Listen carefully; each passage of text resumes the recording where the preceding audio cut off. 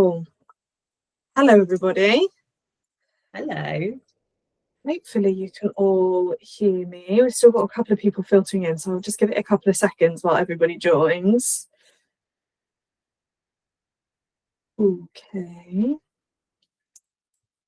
Oh, I hope everyone's good. Me and Beth have just been chatting about the weather because we're very British. But I hope everybody is cozy and warm wherever you are tonight and trying to avoid the rain and the cold, fingers crossed. All anyone can talk about is the rain. The rain has just like eaten our brains. Hasn't it just? Right.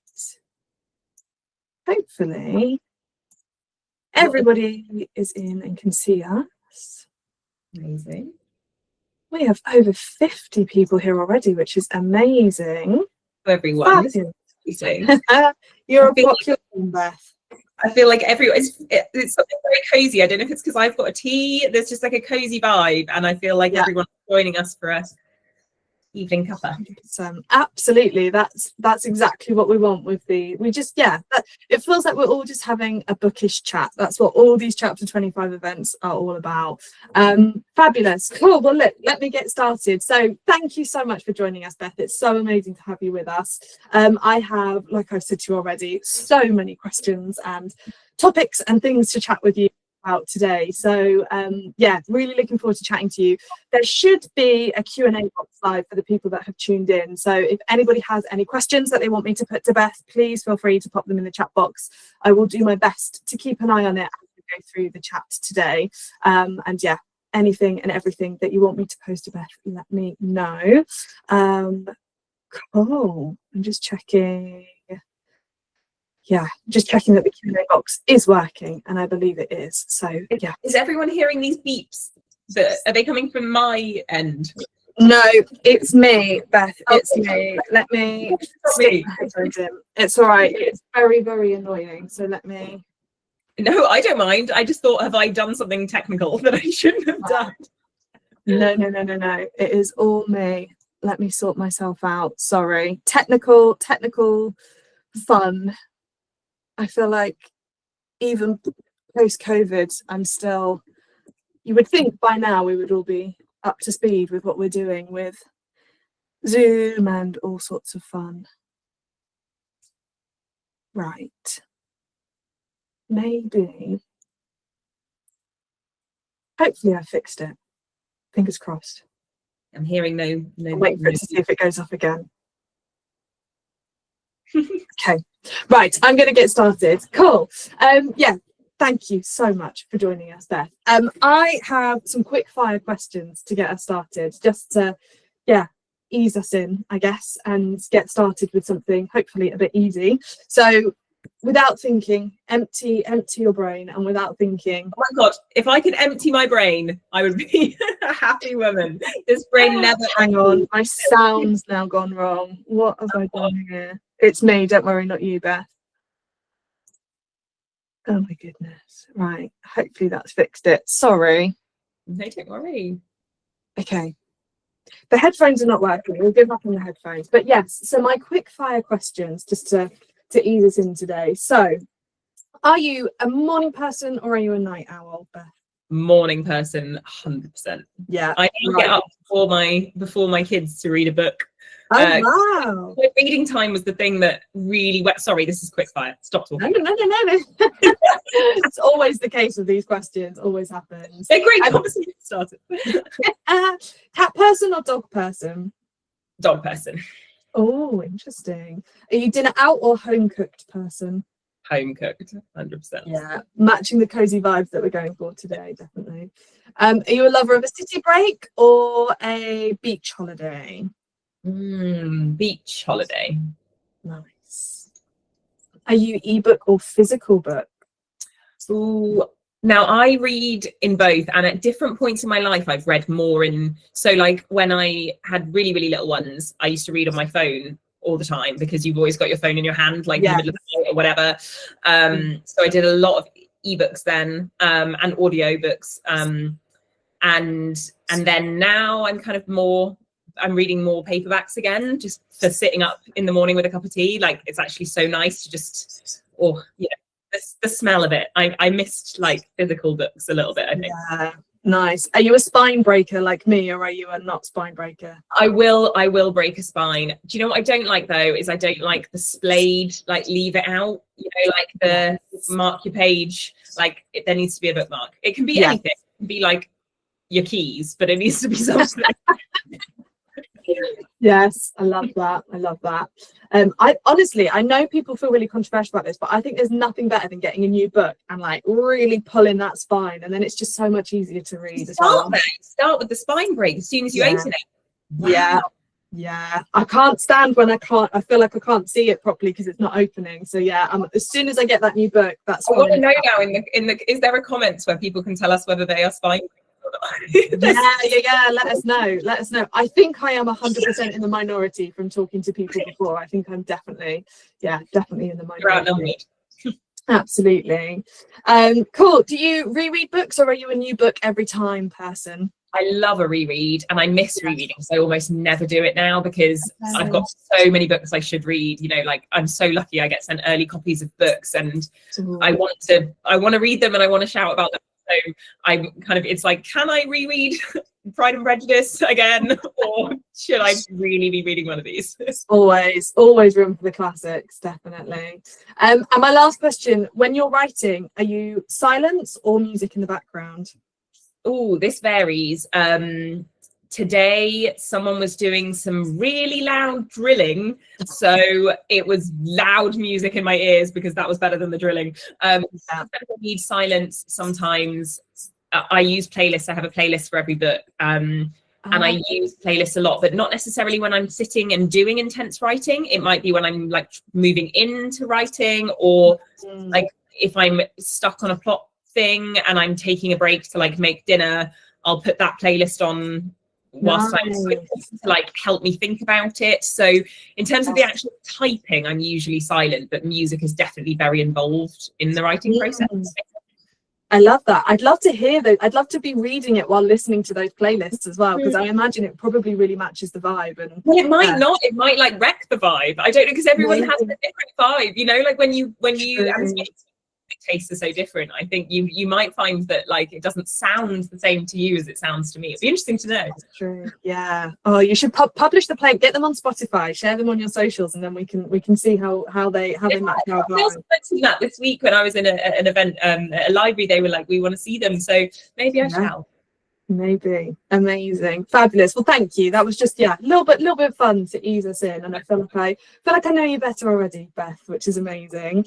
Cool. I want to kick off today by chatting about Swept Away, your newest published novel, which like I said to you before everybody joined us today, I was reading it when I knew I was going to be chatting to you, and so I am going to start by reading the notes that I made as I read this book, because every time something came to mind, I just stopped what I was reading and instantly wrote it down. So this is what I wrote down, and there's no spoilers in this, so if you've not read it, I've purposely made sure that there's no spoilers in what I've written down. So my first note is, holy cow, we're straight into the action in chapter 1. Always. That's one of my favorite techniques. 100%. I've then got classic Beth O'Leary dual point of view structure, adore. I've got Zeke sounds cute, most eccentric Beth O'Leary character I've ever read. I've then got, it's a tiny boat, not a huge boat. For some reason, I just assumed cruise ship. Don't know why. Interesting. Yeah, I don't normally, sorry, I appreciate people have not come to listen to me, they've come to listen to you, but I don't read blurbs necessarily. I just go straight into a book. So I kind of got the boat vibe. Yeah, exactly. So I got the kind of boat vibe, but just for some reason in my head was like cruise ship, like, yeah, and no, and I was very shocked when it was teeny tiny boat. I've then put, as someone who's recently turned 30, I put, Lexi feeling old at 31 is giving me pain. I know, and you know what? When I wrote that characteristic in her, it's partly I've always found that so fascinating. You know, when there are just people who always feel old, no matter how old they are. They're like, I'm so old, and like I've always just found it so fascinating because I love those little quirks about people, and I was like, what you know, it's just quite an interesting thing to explore. Like, why do you feel old now? You're not old. Definitely. It's really changed the way I saw her as well a little bit. Like, I think I saw her as older than she was, and then I was like, oh, she's 31. You saw yourself that way, yeah. 100%. What else did I put? Oh, and then my last 2 points. Every time I think it's going to be okay, something else goes wrong. I never want to get on a boat again. Thank you. Those were my vibes as I went through the book. But for anyone that hasn't read it, Beth, give us your kind of top line summary. Talk us through Swept Away. Yes. So Swept Away is about two strangers who meet at a pub one night and they have a one-night stand. And then they wake up the next morning to find that the houseboat where they stayed that night has been swept out in the ocean. And they are lost at sea together. So it's a love story, but it's also an adventure story, and it's also two people, one boat, which was definitely the most ambitious book I've ever written, and I am so proud of it. For me, it's my current fave, although I will say amazing. I'm very fickle. Okay, fair enough. Amazing. And so on the point of this small boat, like I've already said, I really did picture just a cruise ship, and then was like, oh no, we're in a canal boat. But it felt really vivid, like that. I felt like I was in that boat, and at times I felt quite claustrophobic in that book as well. Have you spent a lot of time on canal boats? Is that something you know a lot about? Because it felt really like authentic the way you did. Thank you. Yeah, so I mean, this book took a lot of research, the most research I've probably ever done, because I'm not a boat person, and one thing that really helped with this is that neither are Zeke and Lexi. So when I was first like thinking about, can I do this, I was like, oh, well, I don't need to like get into the mindset of a sailor. I don't need to. I need to get into the mindset of a clueless millennial who got on a houseboat when they didn't know what they were doing. I was like, I feel like I could do that. Like I feel like that's. Actually, it was such an interesting. Yes, I spent lots of time poking my noses around houseboats. One of the most useful things was just go to sea and just look at the sea not from the shore. I did a lot of looking at the sea from the shore too, in different weather, but just being in it. And like the sea is it's all they have to look at except for the details of the boat and each other. And so in a way that I'd never had before, I had this kind of very static scenery, and so it was like, how can I bring that to life so that it doesn't feel like we're always looking at the same scene, because it won't feel like that to them. So I did a lot of staring at the sea, and I had like this big document that was like all my kind of sea images, and it, you know, these are tiny things in the book, but that I hope give it that kind of sense of reality. Because, you know, I love to take a slightly outlandish idea and then I hope make it feel genuinely really real. Like, okay, what if then? Like, what if this really happened? How would that feel? And it's a great like in terms of research, this isn't really research, but it's a great conversation starter. Like, what would you do? You're lost at sea on a houseboat with your one-night stand. I went to a wedding when I was writing the book and people were asking me, oh, what are you working on? And it was brilliant. Like everybody, and it's actually because what I needed to know is like, what are our natural human instincts in that situation? We don't know what we're doing. So people like coming up with random stuff, I'd be like, God, I'd never have thought of doing that. Like they'd swim back the other way. I was like, I'm not getting in the water. I'm staying on the boat. And I feel like, isn't it natural human instinct to almost just end up going round and round in circles anyway? So you'd be swimming for hours and then suddenly the boat would be like right back in front of you again. Like, I'm with you, Beth. I'm staying on the boat. I'm not risking that.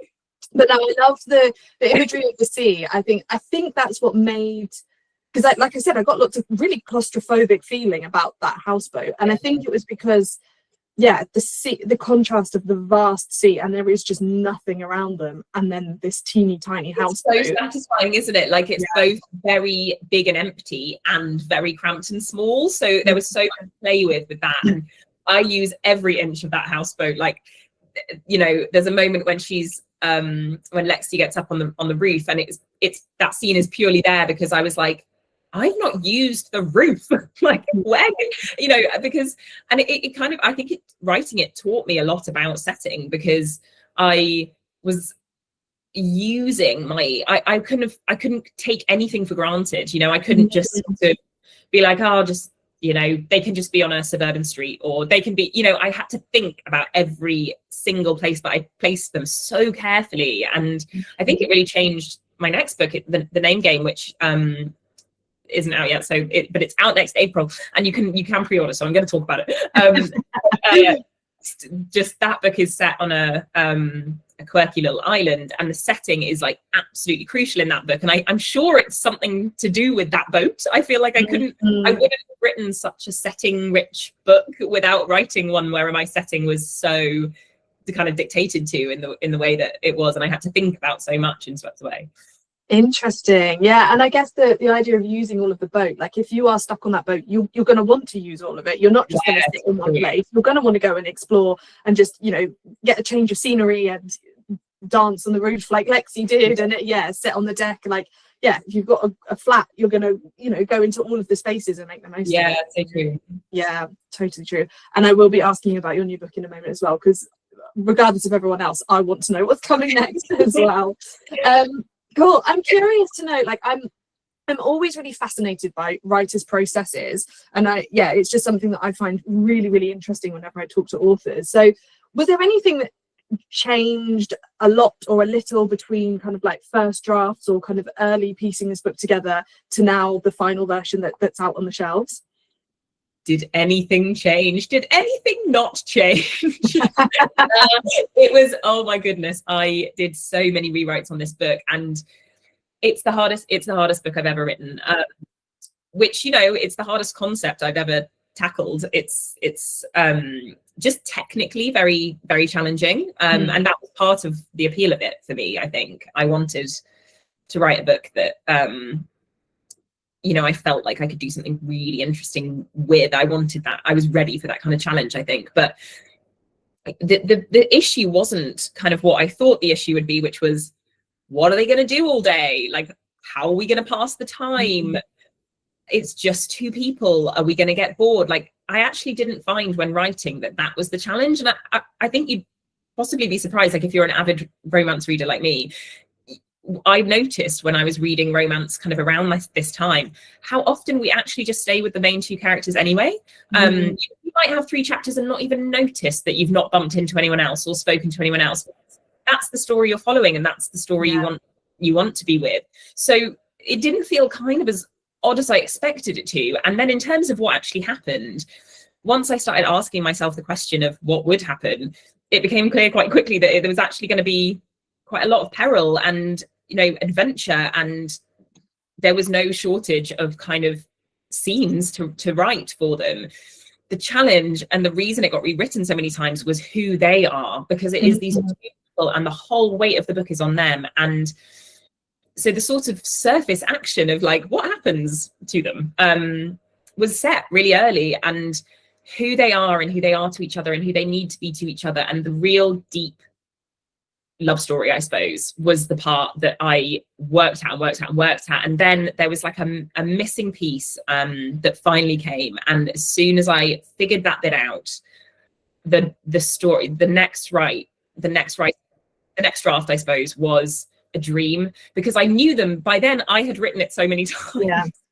I knew them. I'd gone through every iteration of them until I'd got to their sort of truest selves, and I knew everything I wanted to happen, and lots of those scenes I'd written before, but with slightly different, you know, details or people. So that was a delight. But my God, until that point, you know, I cried many tears over this book, and because I wanted it to be amazing as well. Like, it was such a big concept. I always want my books to be amazing, of course, but like, it was such a big concept that it felt quite daunting, I think. And you know, when you bite off something big, you know, you need, like, I just was like, I have to pull this off if I'm going to do it. It would be better not to do it at all than to kind of half do it, you know. And that's part of the reason that I keep them on the boat, like, you know. And one thing I did consider was, do we want to come back to land and see what's going on for everyone back home? And I actually just felt like the cool thing about this concept is that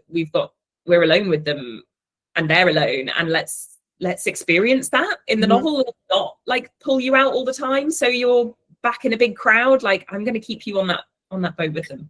Yeah, and I think it makes you really feel like you're there with them, because it is intense, and it's like, because you're not being pulled away, you do feel like you're there with them for that reason as well.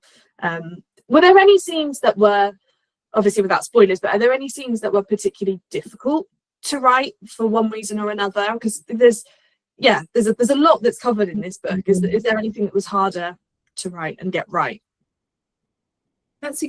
Without spoilers is tricky, because a lot of the really hard scenes are kind of in the second half of the book. I rewrote their initial meeting quite a few times, because like at the night at the pub, because actually, you know, their kind of meet cute is waking up together on the boat. In some ways, that's when the way I've arranged the novel, that's when we meet them. But they've had a whole other meet cute, and they've had a whole other romance. Like, I'm starting a romance with a one night stand, which means by the time their love story begins, they've sort of already had a little mini one. Like, they've had a meeting, a getting to know each other, a getting to the point where they're going to go home together. Like, all of that has to happen already. And it's so, it's like a compressed love story, right? That they've kind of already had. So I knew that needed to feel really special, but not, I don't know, for it to feel like it was an amazing night, but it also needed to feel like they would have walked away. Because the thing that was so interesting to me about this idea was two people who would, you know, for their different reasons, who would walk away. You know, Lexi, the agreement is one night. Like, she only wants, this is totally out of character for her. She would never normally do this, and she was like, I want one night with this guy. And for him, it's a very different story. He's had many one night stands, and he's actually decided to find love. And so this is almost like he's sort of committed to not, but he feels so drawn to Lexi that he's like, well, you know, she says she wants one night. What's one more one night stand? Like, one last one night stand. So they each needed to have their sort of reasons to walk away. So I thought very hard about that initial meetup, and I had some slightly more kind of, you know, them colliding in more interesting ways and things. And then I actually I liked the ordinariness, I suppose, and stuff. The meeting in the pub before the boat, because I kind of didn't want to do too like wild meet cutes, you know, let their first one be kind of a little simpler and just really about their first impressions of each other. And then we throw them in again with the next morning, which I know isn't really a meet cute because they've already met, but you know what I mean? It feels like one.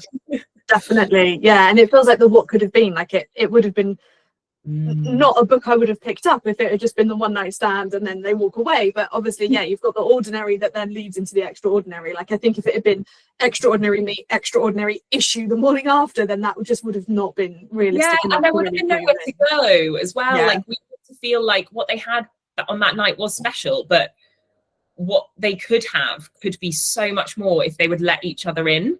And that's the key sort of thing of, like, they have a connection, we won't question that. What more kind of connection could they have, you know, and what could they be? Definitely.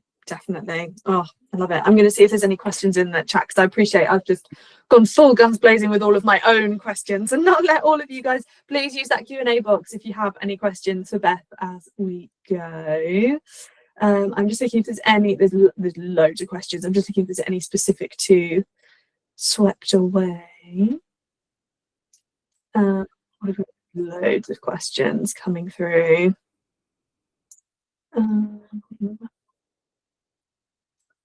Oh, okay. So one person's put here, I really love your books and I've actually listened to them all on audiobook. Do you have this in mind when you're writing? The dual narratives work so well and they're always great narrators. How involved are you with an audiobook process? That's a great question.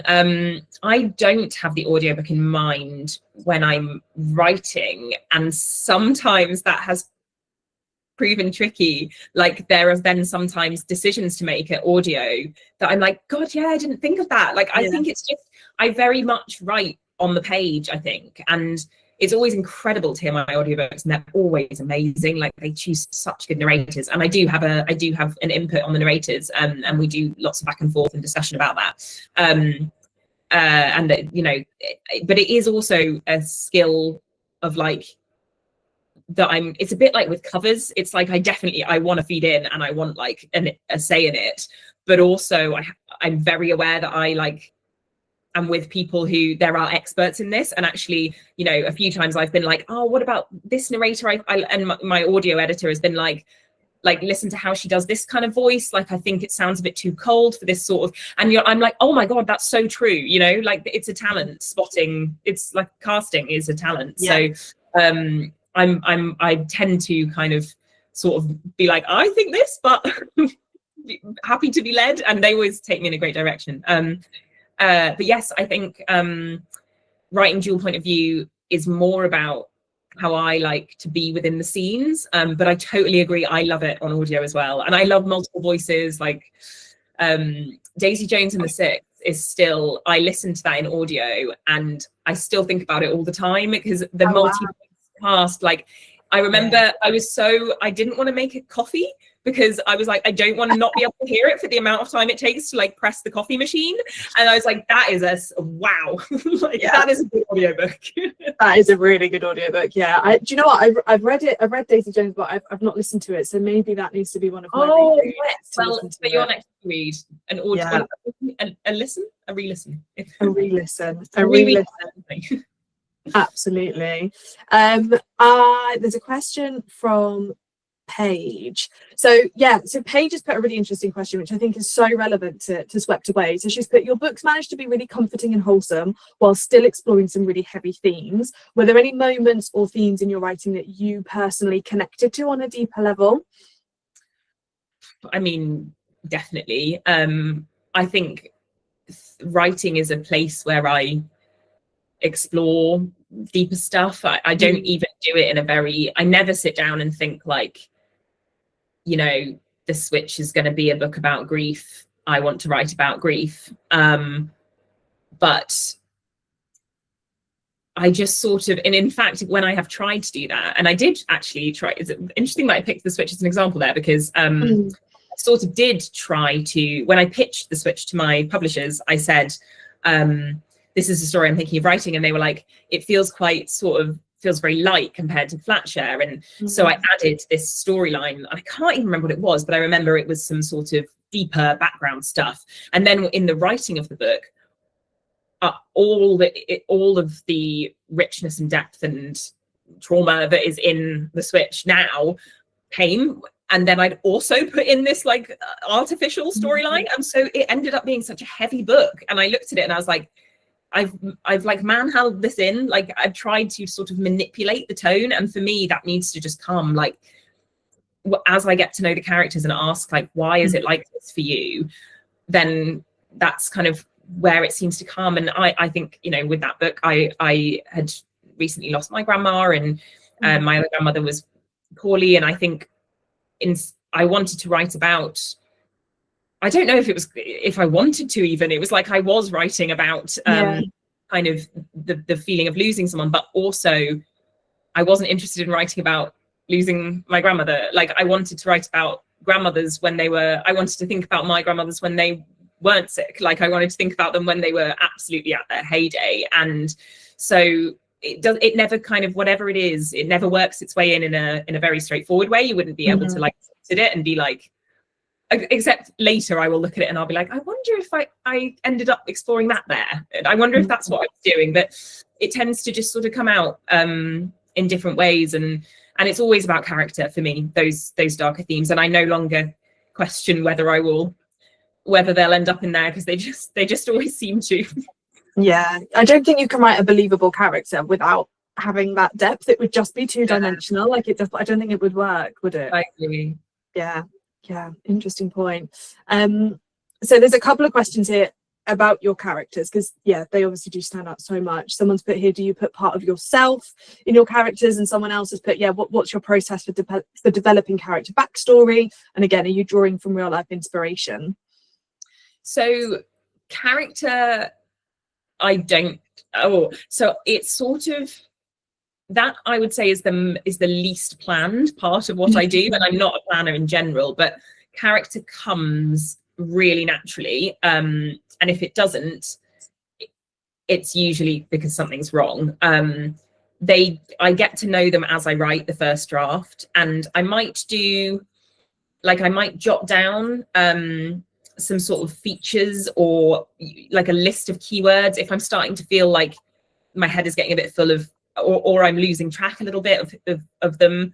Then sometimes I write like a list, and it might be a list of sort of, it might say like sparky, brave, words that are about a person, or it might be something like it might be a color or a particular word they like to use, or just anything sort of like that. And then when I do my second draft, it's always very interesting because the character that I've started with is all wrong. So when I look, one of the main things that I see when I look at my first draft is the character's wrong at the beginning, because I didn't know them yet. I hadn't met them. I met them by writing that first draft. So, and that list of words is sort of helpful then because that's grown as that draft has gone. So it kind of centers me as I rewrite and work out who they should be. And then in some instances, they haven't worked themselves out in the first draft, and there's a feeling to the characters then where they're almost like, they don't feel like, for me, my characters, when I'm done, they should feel like people I know. They should feel like I could give them a ring and I know probably what they'd say if I said something. And if they don't feel like that, then usually I've missed something in terms of like a missing link. Often it's about kind of a why or two parts of themselves that don't quite mesh, or possibly like the plot is acting against them. And my books, increasingly I like to do it sort of interesting things with plot. I like to include twists, and sometimes those things do constrict on character, and I actually often find that very interesting because it gives me something to play with or a starting point. So like right from the flat share, like when I was starting with character in that book, I suppose the place it began was the question of like, which two people can I imagine, who would be two interesting people who would be willing to sign up to this arrangement of people sharing a one-bed flat and not meeting. So there's kind of usefulness in those constrictions on the character, or those constraints on the character, but they can sometimes cause problems further down the line. And sometimes I have to say, like, it's more important that this person I just don't believe they do that, and so that's going to have to bend. And then it's a kind of a bit of a tussle of like, do I change this person or do I change where I need this to go? So yeah, sorry, that was a big ramble on character. No. I think, like I said earlier, I just find all of these processes really fascinating. Yeah, it's so interesting. I feel like this is the wrong question to ask. This is like asking if you have a favorite child. Do you have a favorite character? Do you have one that, I don't know, perhaps you enjoyed writing more than the others, or one that kind of, I don't know, one that has stayed with you longer than others? I mean, maybe Eileen in The Switch. The Switch has come up twice tonight, but yeah, I think she was amazing to write, and and another character that was a real joy to inhabit was Miranda in The No Show. If anyone's read that, that's my book, which is about 3 women stood up by one man on Valentine's Day, and she is so sunny, and kind of the world is quite straightforward to Miranda. Like, she's sort of like, it is or it isn't, like, it's a good day, like, I'm pissed off, I need something to eat, like, she's like really joyfully kind of straight up person, and like sees the best in people. And I loved stepping into her head, and her chapters always felt so bright to write. So I would say, yeah, those two possibly, but in terms of experience of stepping into them.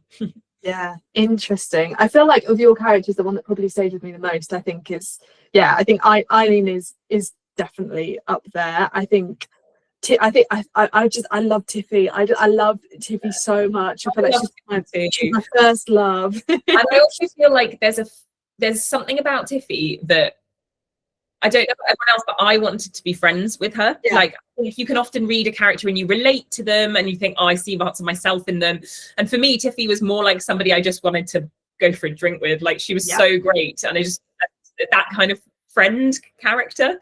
Yeah, I completely agree. Yeah, I love it.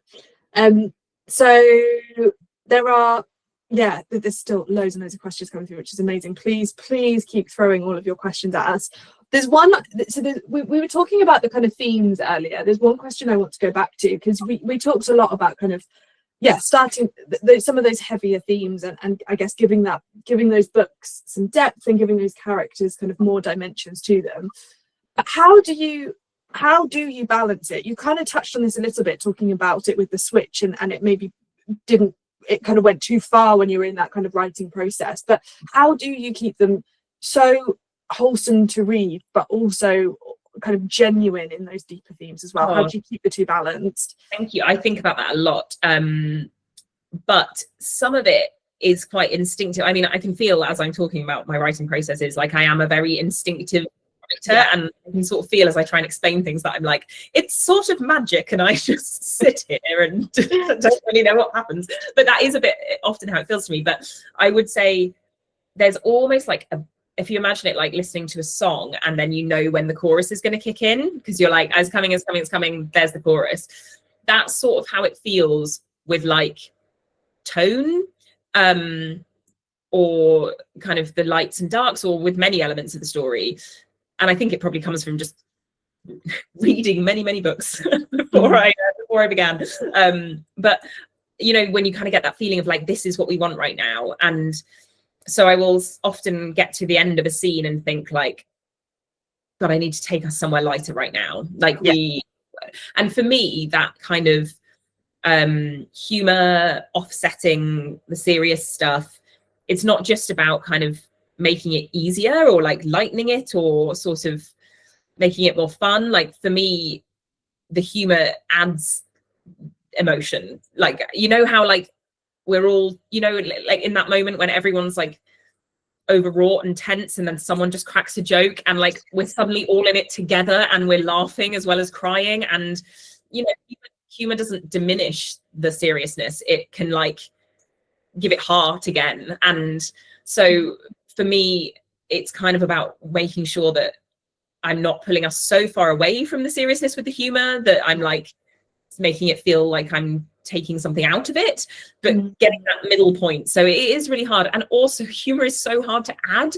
Or for me, I'm like funny on first draft, or I'm just not funny at all. My least favorite note for myself is always make this bit funnier, because you know, like I can't, I'm sorry. Yeah.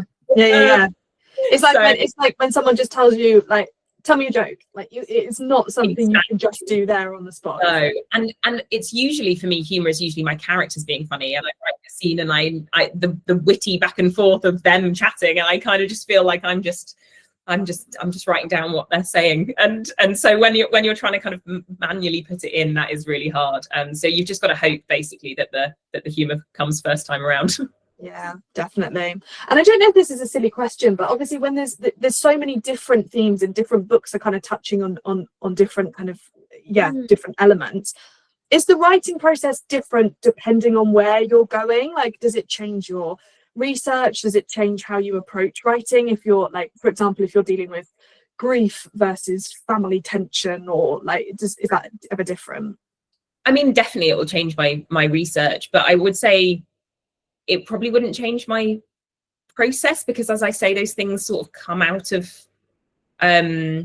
character. I do sometimes have to leave gaps when I'm writing, if I know that I'm going to need to research something and then I don't want to lose my footing. There's a really difficult balance with writing and researching when you're kind of, when you aren't a planner. And I mean, I am to an extent, but I plan a bit, but I'm a very messy planner. So I don't always know what's worth chasing down. So, I mean, I waste a lot of time.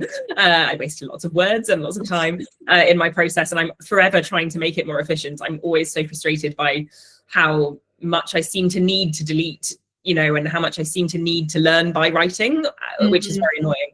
But when you're also doing, you know, research, you can throw yourself, I could throw myself in for weeks and I have researching things that I think are going to be in it. and then I'm like, oh no, wait, I just had a really good idea. It could just not be that. And it's like, oh. And then like, why did I, you know, become briefly really interested in firefighters and like go along and fire engines, and now here I am, like I need fire engines. I need that book. I need a Beth O'Leary firefighter to fall in love with, please. Oh, don't encourage me. This is just. Although I do already have some research on that, so you know. There you go. Half the book's already written, Beth. You're there. Nothing's ever wasted, and exactly. You know, exactly. Link to that. So talk us through your writing process then. Do you have, so if you're starting a writing day, do you have like a ritual? Do you have a place that you go to? How long would you be writing for? Like what's that kind of, what does that look like for you? Well, you're currently with me in my shed. This is where I write these days, although I have written all over the place. I wrote the flat share on my train journey to and from work. I wrote some of Swept Away on my phone whilst feeding my baby in the middle of the night. I've written with a napping baby on me. I particularly like, if you can get them in the right position, then you can sort of have arms round and just be right around them whilst they sleep on you, which I'm a big fan of. Huddle writing.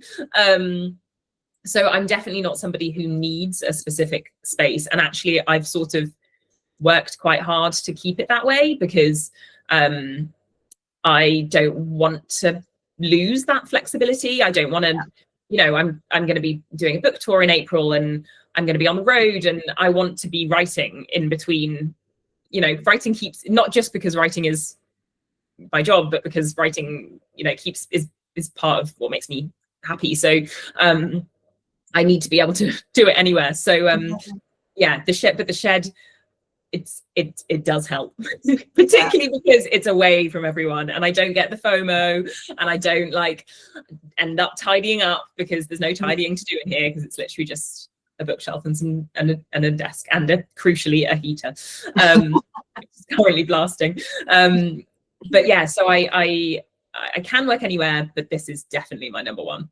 Yeah, that makes sense. And I imagine a book tour is incredibly draining, so having that space for creativity, I can imagine, is a nice counterbalance to that as well. But yeah, so you also asked about how much I write as well, and that there was a question that came in. When you do sit down and write, how long is a writing session? And there's a second part to this as well. Do you ever get writer's block as well? Bex is asking.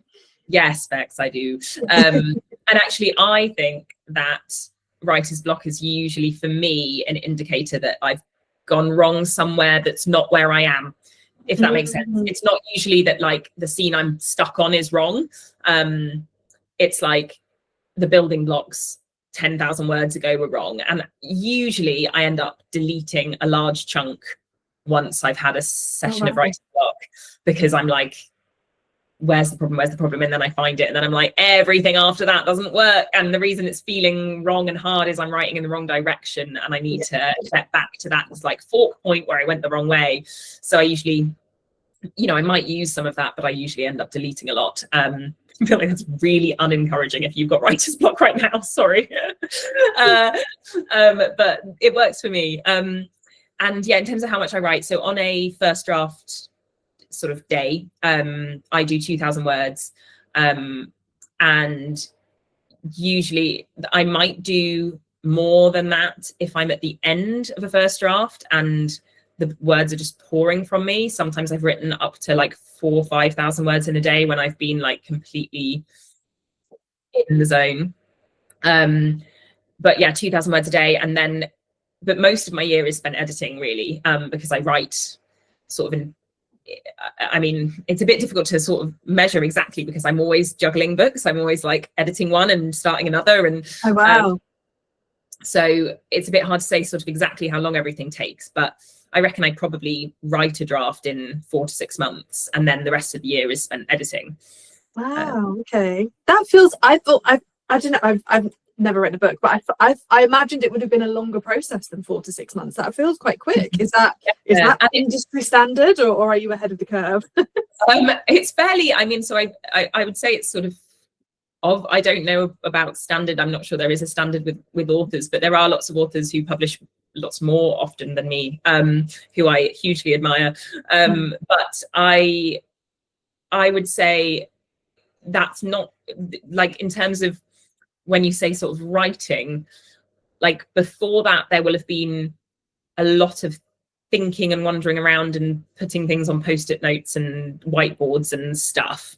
And after that, for me, is almost more of the actual writing work than that 4 months, you know, because it's so raw at that point. And then it, you know, it really comes to be what it ends up being and what you read after that point. Which is why I always say to people, finish something when you're writing, because, you know, you'll make it good once you've done that. Yeah, definitely. And do you, at what point do you know that a draft or a version is finished? When can you put it down and say that's done? That's such a good question, and I find this really hard. Usually, if it's about, because I now send my book to someone when it's finished, it actually then becomes a question of when should I send it. Okay. So it's not really about it being ready, because I know it's not, because I know, for instance, when I send my first draft, which will always be like draft 4 or 5 in reality at best, to my editor, it will then be completely deconstructed and rebuilt. So that kind of helps in a way with the like perfectionism thing, because you're like, it would be really silly for me to like close read every line of this and tweak it again. Obviously I still do that a bit, but I try and tell myself, like, let it go now. I always say it's like the moment when I can no longer see the wood for the trees, and I feel like I need help with it, as opposed to it being ready. I'm just like, I can't tell anymore. I think it's roughly the best I can get it right now. Help me. And then I sort of pass it to them like this, and then we work on the next stage. And often I find that as soon as I've sent it to someone, whether it's my agent or my editor, there is some, and this doesn't work if you just put it down for 2 weeks or however long.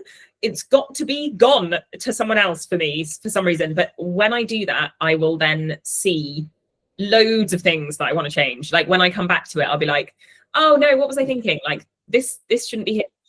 And it's something about the distance and the sense of perspective that you get from, you know, I sort of, when I'm writing, try to not think too much about people reading it, because I think that gets me caught up in my own head and tripping myself up and second guessing. So, but there is a moment where you have to transition to being like, this is, you know, to be read. So like, how do I make it better for everyone to read? So then you sort of have to switch to like that external view of your own work again, as opposed to being like so in it. So I think sending it off to someone else just sort of helps you, so you start seeing it a bit through their eyes, if that makes sense. Definitely. Yeah. And at what point in the process does the title come into it? Is that something that you start planning knowing that this is going to be the flat share swept away, or is it something that evolves during the writing editing process?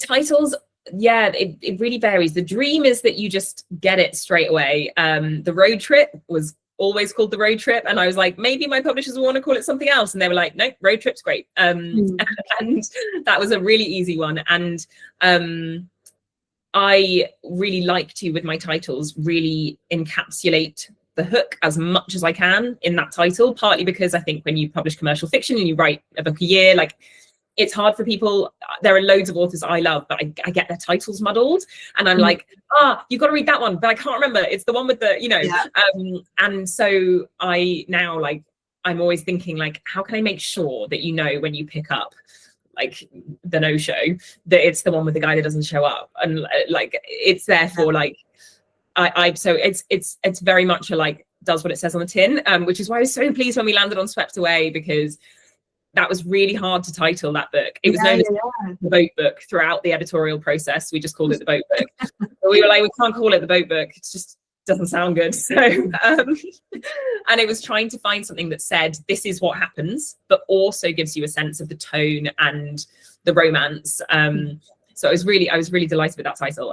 Although it did mean foregoing the, which actually some people were quite upset about, which I was really surprised by. But I think everyone likes that they matched. And I was like, I can like all the lovely spines with the do you know what, I hadn't even considered that there's no the in that. That's That's so interesting. I do feel like the boat book by Beth O'Leary, it's giving vibes of like, I don't know, like almost you going around looking at boats and rating them. Like it feels like a very, very different book. It doesn't give you the genre very well, does it? No, the flat share was actually the name that I originally gave that first Word document. And I always planned to change it. And then I sent it out when I sent it out to agents, I was like brainstorming for ages, trying to come up with other titles with friends and stuff. And I couldn't come up with anything. So I sent it as the flat share, but I sort of, when I signed with my agent, she was like, I think we probably want to change the title, but she couldn't come up with anything either. So she sent it out on submission as the flat share title TBC,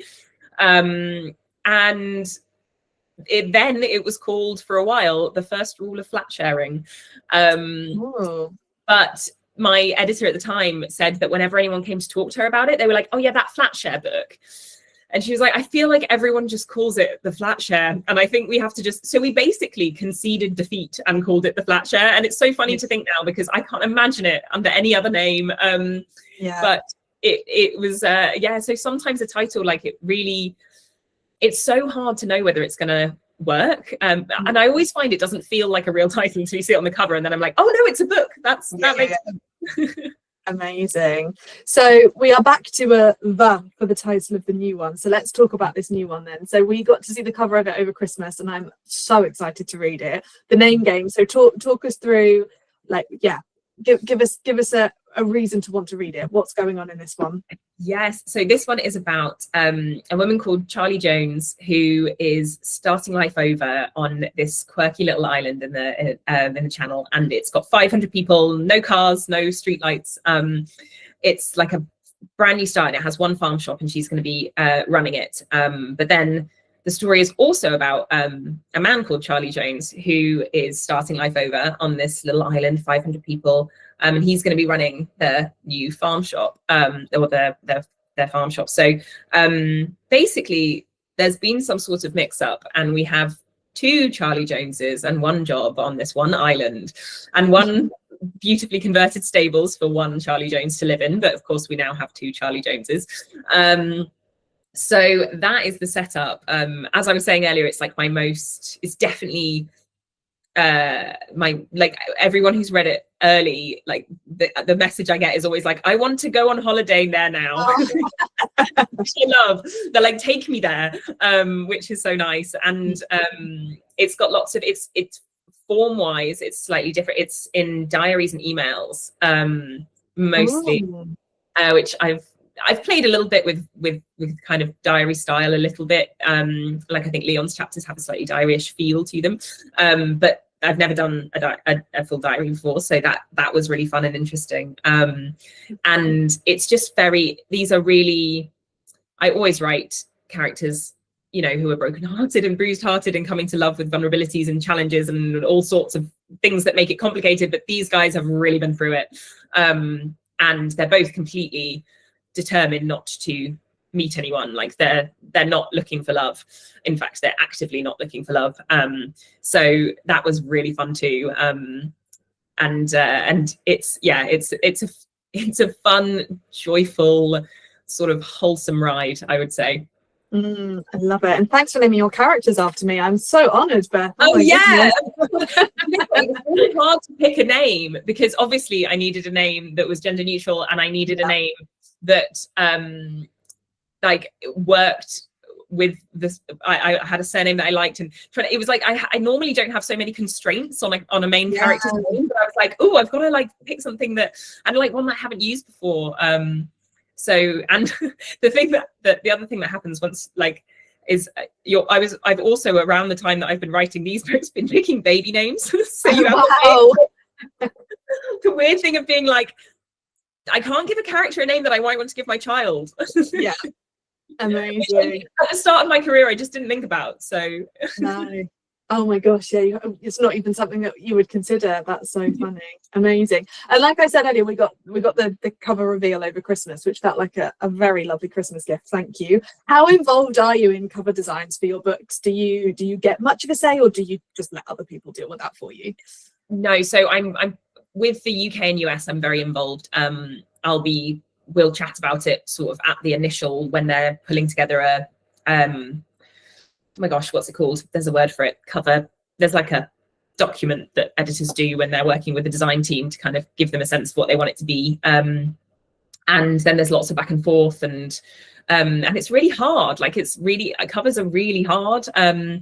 It's so hard to put your finger on what makes one brilliant, I think. You know, when you, why, next time you're picking up a book, like, why have you picked it up? Think about it and then tell me.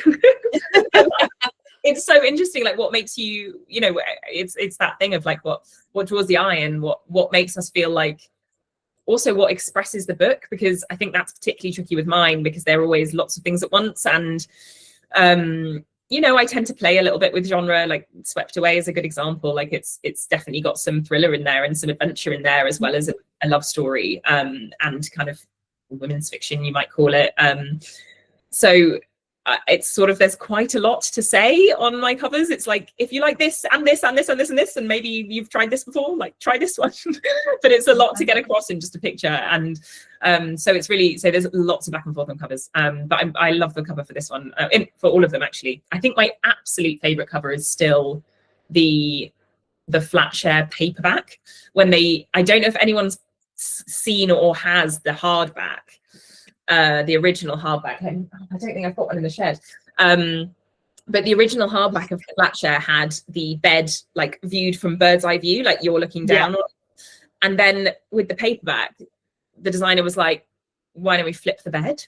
And so she just like, now you see the bed, like the Flatshare cover that you're much more familiar with, which is the bed from the end of the bed. With the light above, yeah. I can picture it. It was such lateral thinking. Like, it was so, I mean, literally it was amazing, because it just hadn't occurred to me. It's like, what can we change about the bed? Like, we definitely want to have a bed. And I just got really stuck in thinking of the bed as it was in the hardback. And then it's so cool and fresh. Although it doesn't, these days, I'm looking at it on my wall. These days, the cover, like, it's a good few years ago now, so it probably doesn't feel fresh, but it did then. No, I like it. I think for me, covers that are, I like covers that are not the same as everything else. I feel like in this sort of book talk world that we're in at the moment, where books are going viral, like I like something that isn't just, you know, fluorescent colors and big text. Like I like things that are a bit different. And well, that's so interesting. So do you think you're drawn to pick those up if they look a bit unlike what else is out in the market? I think so, but I think that's also because I'm the kind of reader where if something's really overhyped, I do try and avoid it if I can do. So I think it's part of that. I think it's, if it looks book talky, if it looks like it's gone viral, then it's probably something I'm going to avoid. So yeah, I don't know, I like things that are a bit different, because it looks like, I don't know, maybe there's a bit more love or a bit more thought that's gone into it, rather than just what's everyone else doing, let's copy that. I think that's my so you want that sense of like identity that's like true to the book. Absolutely.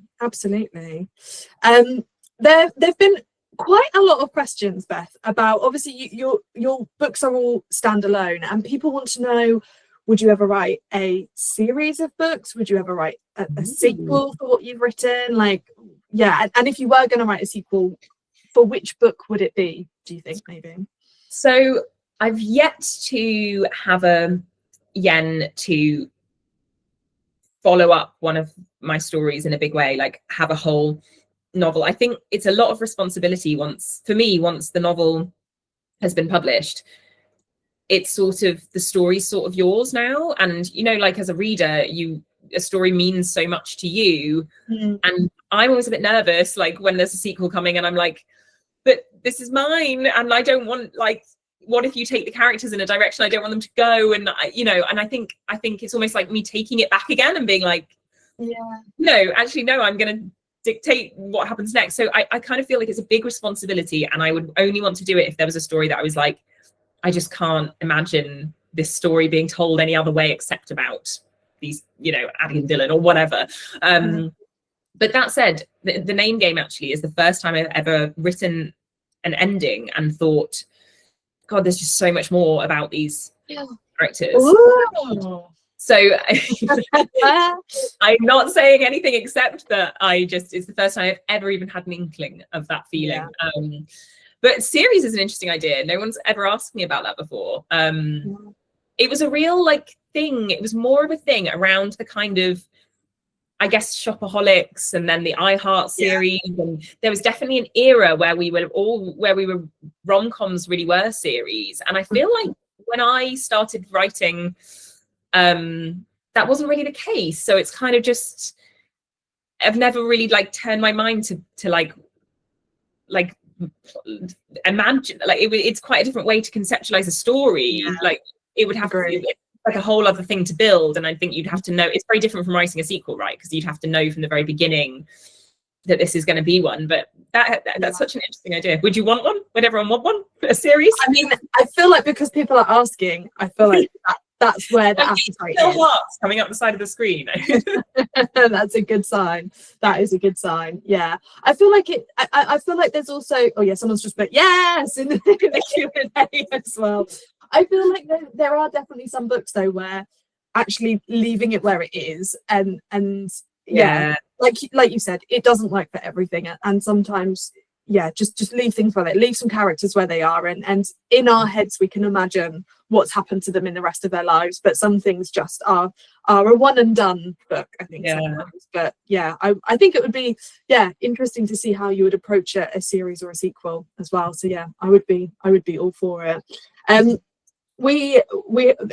There's so many things I still want to talk about. One of the things I do really want to talk about with you, Beth, is adaptations. Some, your books have, successfully been turned into some really gorgeous series. I think I saw in the Q&A, which I didn't know, that The Switch is being turned into a film. I didn't know that. That's really exciting. So how involved are you in that? Are you do you get a say in the casting or the kind of the format of the TV shows and films? Like, what does that look like? So that really depends on project to project, and also in like how much an author wants to be involved. I think I'm quite unusual because most people who I speak to are really keen to adapt their own work or be really super involved. And actually, I find it quite hard to imagine, like, I think so hard about every word of my stories, and then like it should be torn apart and rebuilt for a different format, I think. And so sorry, can I just have a tea? My throat is No, please. Sorry, we all got like the most annoying lingering cold. So I have tended to be more kind of like this in my head. The way I see it is, this is an interpretation of the story, not my story in a different form. So it kind of belongs to the amazing writers that work on it. That said, so The Flat Share was the first adaptation that was greenlit, and when they sent me that first episode, having told myself for years, literally years, like it's not mine, like it doesn't matter whether it's good. I got the email and was like, oh my god, I really care a lot. There's only so much you can do, and I love that adaptation. I think it's fantastic, and the same for The Road Trip. So I'm very lucky in that respect. But so I'm not sort of super involved. I will read and kind of chip in, and it varies a little bit with different projects. And I've seen many things, like the reality of the screen world is that things get picked up, things get dropped. There's so much that you guys don't see that's kind of almost happens, doesn't happen. So there's always so much going on. And each process is really different. It's actually quite bewildering. Like, I have been like, I've been sort of interacting with that world for years now, and I'm still like, how does it work? Like, there's a what? Like, publishing is so, like, it tends to be, at least traditional publishing, quite sort of straightforward and linear in how a project comes to be on your bookshelves. And it just, how a project comes to be on your TV screen is like a wildly different thing. Very, very interesting. But and so many people are involved as well. Like, that was the craziest thing about being on the set of The Flat Share, was how many people there were. I couldn't believe, like, I was just looking at everyone like, what do you do? What do you do? Like, it's amazing that all these incredible creative minds are all on this story that I wrote on the train. Amazing. I feel like the casting as well, particularly for the flat share, was just so spot on. Are there any for your books that haven't yet been adapted, are there any like castings that you can just picture in your mind, any that you would just, you know, that person is perfect to play that character, or do you just leave it to other people?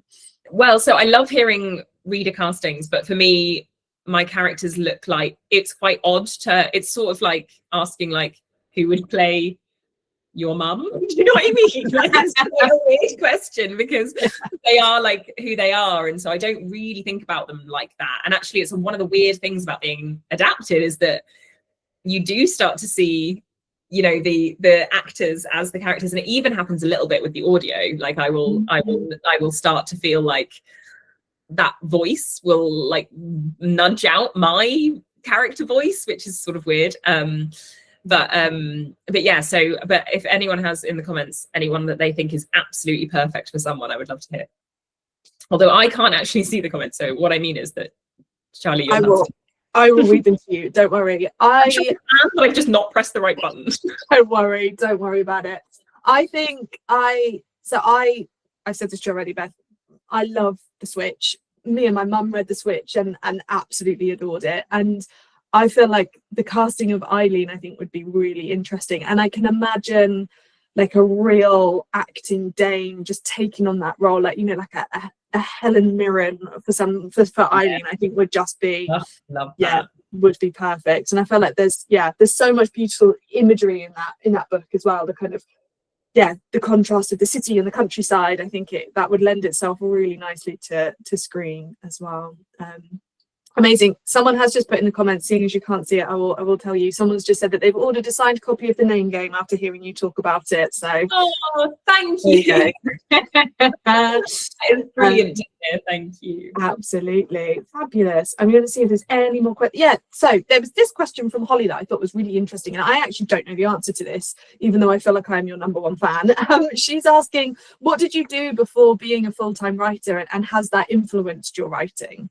Yes, so I worked in licensed publishing, so licensed children's publishing. So if for people who don't know what that is, it's like I worked on like the activity books that were like tied in with kids' TV shows and stuff, you know, like when you get like a Peppa Pig sticker book or whatever.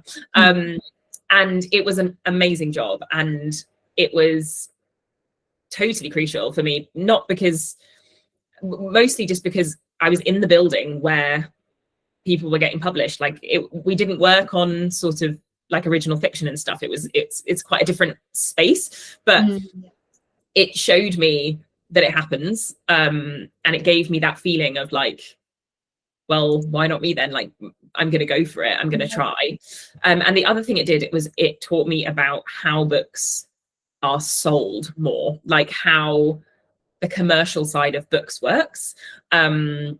Of the publishing industry works. And I think that was not necessarily like changed my writing, but I think it probably changed my pitch to agents. I think it probably meant that it was easier for me to stand out in the slush pile because I had more of a sense of like how books might be pitched in the publishing world. But that said, I did only get one agent interested in reading beyond the first 3 chapters of my book. So maybe not that. Maybe my agent letter wasn't that great. You only need one. You only need one. Yes, I am proof of that. And going back even further, there's been loads of questions around kind of, are there any series or any books that made you fall in love with writing? Are there any kind of authors that inspired you? Karen's put here that she was really inspired by the Buffy books and the Harry Potter books. Some of her happiest childhood memories were going to W.H. Smith to get a book with her holiday pocket money, which is just such a gorgeous memory. Do you have any of those that have kind of led to where you are today? Oh, totally. So, I mean, pivotal book memories, there are so many, but I would say I remember being read to. I think that was a pretty pivotal book memory. I remember my dad coming home from work and you know, it would be really nearly bedtime, but he would sit down next to me and open a book, and he'd be delighted to have got back in time to read. And that time being read to, I think, been crucial for my love of stories. I think also a friend gave me a Marion Keyes and a Sophie Kinsella at a point in my life when that completely changed not just my reading but my writing. I had sort of, I think, been a bit of a book snob really as a teenager. I wanted to study English at university, and I was sort of reading the classics, and I probably wouldn't have picked up the kind of book that I now write. And that's like something that I'm so glad I was like, I was able to come out of, thanks to a helping hand from a friend. But like, I remember opening, I can't remember what I read first, Sophie Kinsella or Marion Keyes, but I remember opening, like, and within a few pages, I was like, this is so good. Like, why didn't anyone tell me this was so good? And and what have I been missing? I used to read a lot of fantasy. That was kind of where I read sort of outside of it. I just didn't read romance, but I was always looking for stuff with love stories in. And then suddenly finding, I just sort of discovered romance, I suppose, and romantic comedies and these stories about like brilliantly funny women falling in love. And like, I felt like this is what I want to be writing. And until then I'd written quite different stories really. And The Flat Share was the first book I finished sort of with that genre in. I mean, at that point I didn't even really think of it as a genre. I didn't really think about genre. You don't really, I think, a bit more, you know, like now I'm a writer, I'm kind of more aware of, I'm an author, rather published author, I'm more aware of those things than I was as a reader in a but yeah, I'm sorry. Oh, don't worry. I think it's going to go soon. Oh, it's all right, we're nearly there, a few more questions. Don't worry at all, don't worry. So on that point then, would you ever expand? Would you ever write something different? You know, you said you read a lot of fantasy. Would you ever give that a go, maybe? I mean, I'd never say never. I would need to like feel that was the story I had to write, you know. Again, the same with the sequel. At the moment, the ideas I come up with are the ideas I write. I'm not like, you know, sort of holding out on you guys, but it would be, I mean, I don't know, I always feel like it's a big move to, I actually think also I'm allowed by my readers, everyone is very my books already have a lot of movement sort of within what they do. Like, I think there's a lot of difference between each of my books, and there's a real spectrum in lots of different directions in terms of like how serious they are or how funny they are, or, you know, all of those things, and like where they stray into genre wise and things. So I sort of feel like within what I already do, I'm able to play with lots of the things that interest me as it is. So I think if I was going to change genre and write something very different, I'd kind of be asking myself the question, why can't I just do that within what I already do, you know? Does that make sense? I'm going to turn the heat up as well because I'm slowly baking myself now. Yeah, I feel like some people quite often use genre almost like a boundary of like, this is me, this is my area, and I can't go beyond that. But like you said, like there's no reason why you can't kind of expand within where you're currently at, I guess, and yeah, not see it as I'm a romance writer, if I want to do anything else I have to pivot away from that. Like, yeah, just give yourself the freedom to do stuff within in your current area. Oh, there's such a lovely message here, Beth. Unfortunately, it's from Anonymous, so I can't put a name to it. But she said, I don't have a question. I just want to say thank you. Me and my sister are very different people. We don't have similar interests. However, we both love your books. They've brought us a lot closer. It's lovely having something that we can talk about and enjoy together, which is so sweet. That is so lovely. I really love hearing when my books are shared. I met somebody at a signing in Covent Garden last year who goes away with her friend for a reading holiday with my book every year. I know, and they do it like the two of them. That's when they like meet up and they read it. I think it was in like a cabin. It sounded so idyllic, and I just loved that. I loved that it was like they built their holiday around it. It was amazing. Yeah, that sounds dreamy. We had our chapter 25 book club on Tuesday in Cambridge, and one of my members came up to me and was like, I want to pitch to you a reading retreat, and I was like, you don't need to pitch that I'm all in on that. So yeah, we may be doing the same thing in our our book club as well. I think it's such a wholesome idea, and yeah, just that time of reading together, I think is really precious. Oh well, look, I only have a few final questions for you. Basically, I just want to know, you are sat in front of an enormous bookshelf, and loads of other people want to know, what are you reading at the moment? Who are some of your go-to authors? Give us some recommendations. That's what I love about chapter 25 is getting you recommendations and ideas. So who would you want us to read? With a whole list. Let me see. What I've just put down is I've just finished a book by Laura Pearson called What Happened That Summer, which I really enjoyed. Really different. It was different for me. It's written as a true crime podcast, so the whole thing, and I don't like true crime, so I was like, am I gonna like this? But I'm so glad I gave it a go, because it was so gripping, and what an achievement to write a novel in that format and keep it so gripping. And I'm about to pick up I was going to try Sophie Irwin's new one next. She's a historical fiction writer who I think is amazing. So a little bit of different stuff at the moment, but in terms of, I mean, I would always, so if you've not read Honey and Spice by Bolu Babalola, I would always say read that. If you've not read I'm going through like my like big heavyweight like modern romances here. If you've not read Marion Keyes' Again Rachel, then please do. Helen Huang's The Kiss Quotient is one of my favorite romance novels. That is one I indulge in a reread of sometimes if I'm feeling like like I need one. But I'm going to turn around and see if there's anything I said. Oh, there's so many. Too many. Leah Lewis, if you've not read her, she's a fantastic, like warm, brilliant writer. She's got a book called The Phone Swap out, which is a great concept of two people. They accidentally hang on, I don't want to spoil it. Well, it kind of says in the title that they accidentally swap phones. But then I was about to tell you how it happens, and I was like, don't. So just I'm going to stop now because I could go on forever. But I hope you find something. I hope someone finds something juicy that they don't know about in there. Yeah, amazing. I've put those all in. I've got millions of Goodreads tabs now opened. I will, for anyone that didn't note them down, I'm going to put them in the Discord after this call, so that people can jump in and have a look at what Beth's recommended. But yeah, there are definitely, especially What Happened That Summer. That sounds amazing. I'm definitely gonna, my TBR has just grown. Right, are there any final questions in our Q&A? Oh, thank you. Someone's put no question either, but you come across so wonderfully, Beth and Charlie. Wonderful job of asking questions as our hosts.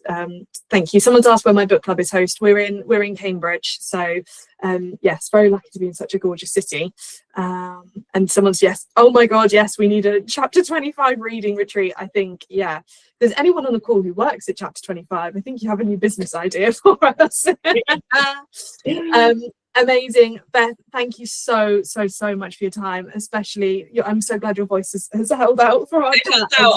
When you start inhaling and it's sort of like you're gonna the chamomile tea has served you well. It has definitely it has well. But we're gonna go to bed now, guys. Is anyone else going to bed now? I don't blame you. I think I'm going there as well. But thank you so much. Beth has already said she's on tour in April, and the main game comes out in April as well. The one thing I didn't get to talk about actually was your social media, Beth. So if nobody follows Beth on social media, please, I highly recommend. You are just so authentic and genuine on there, and I love how kind of just natural you come across on Instagram in particular. So go and give Beth a follow, go and see her book tour coming up, and get your copy of The Name Game. Thank you so much for chatting with us tonight, Beth, and enjoy your early night. It's a pleasure. Thank you so much. Bye, guys. Thanks, everybody.